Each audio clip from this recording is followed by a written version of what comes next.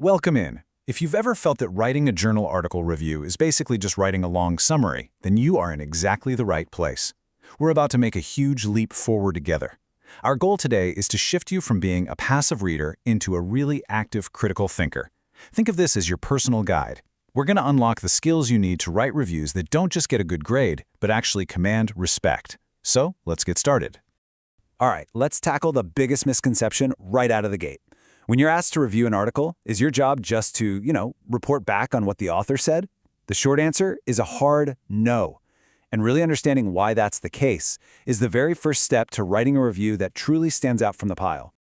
And that brings us to our most foundational idea here. A truly great review is an intellectual dialogue. It's not a monologue where you just parrot back someone else's words. It's all about engaging with the material, not just reporting on it. Now look at this, because this slide really gets to the heart of it. A synopsis, which is basically a summary, it answers the question, what did the author write? An academic review, on the other hand, answers a much deeper, much more powerful question.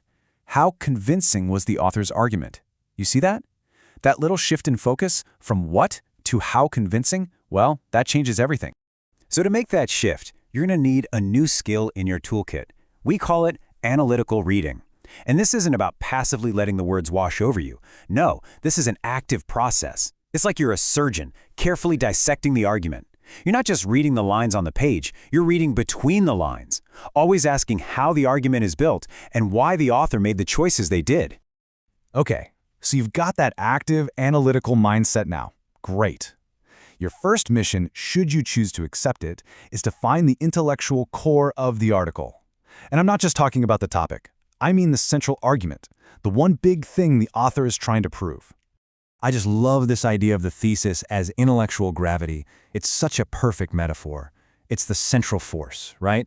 And every single other part of the article, the intro, the evidence, the conclusion, it should all be pulled toward that center.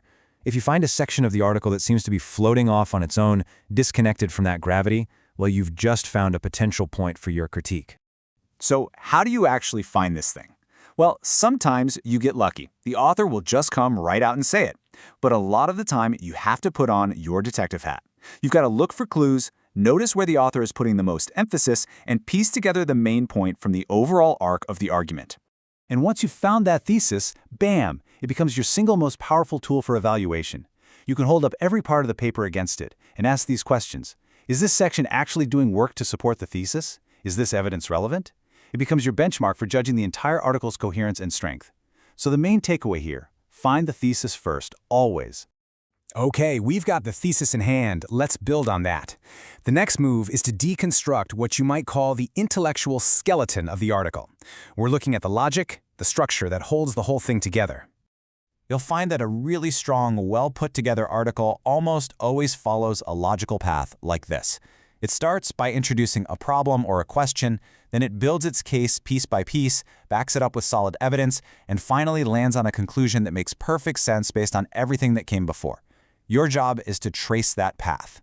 And this gets right back to that active reading we talked about. Don't just accept the author's flow. You have to challenge it. Ask yourself, why is this paragraph here? Why now? If a section feels like it's dropped in from another planet or just repeats something, that's a sign of a weak structure. And guess what? That's a totally valid point to make in your review. This is a subtle thing, but it's something you'll start to notice in really mature academic writing. A good author knows what their main point is, and they make sure it gets the most attention, the most weight. If you're reading an article where a tiny side point gets just as much page space as the core thesis, that might tell you that the author's focus is a little bit off. All right, we've found the thesis, we've mapped the structure. Now it's time for the real deep dive. We're going to put the evidence itself under the microscope. And, maybe even more importantly, we're going to uncover the hidden assumptions holding the whole argument up.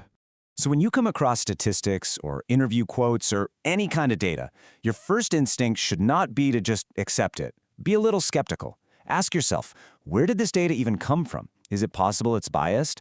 And does the author's conclusion actually follow logically from this specific evidence, or are they maybe stretching it a bit to fit their argument? The same logic applies to articles that are more conceptual or theoretical. Some authors use a fancy theory almost like window dressing. It's there to look impressive, but it isn't doing any real analytical work. A strong argument uses theory as an essential tool. And that last question is the killer test. If you took the theory away, would the whole argument fall apart? If the answer is yes, then you know that theory is truly essential. Okay, this is where we get into some next-level analysis. Every single argument, no matter how logical it seems, is built on what we call invisible premises. These are the things the author just assumes are true without ever proving them. And identifying these assumptions is one of the most powerful critical moves you can make, because it reveals the very foundation of the author's perspective. And this right here, this is the ultimate stress test for any argument. Once you've found what you think is a core assumption, you ask this one simple but potentially devastating question. Because if a core assumption turns out to be weak or just plain wrong, then the entire intellectual house of cards built on top of it starts to look pretty shaky. So, you've done all the hard analytical work, you've got your notes, you've pinpointed strengths, you've uncovered weaknesses. Now, what do you do with it? It's time to assemble all of that into a critique that is fair, balanced, and, this is key, constructive. Please burn this into your brain. This is so, so important. Your critique is part of a larger scholarly conversation. You are engaging with the ideas. You are not launching a personal attack on the author. The whole point of this exercise is to help advance our collective knowledge, and that requires intellectual honesty and, frankly, just basic respect. A truly top-tier review is always balanced. This table gives you a great little cheat sheet for what to look for on both sides. You should always acknowledge what the author did well. Maybe they introduced a really novel idea, or their methodology was super creative. But you also have to be clear and specific about the limitations you found, whether it's weak evidence or a conclusion that goes a little too far.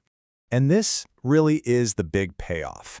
This is why all this work matters so much, because as you make that shift from just summarizing what other people say to actively analyzing and evaluating their arguments, you start to develop something incredibly valuable, your own academic voice. You're not just a passive consumer of knowledge anymore. You're becoming a participant in the conversation.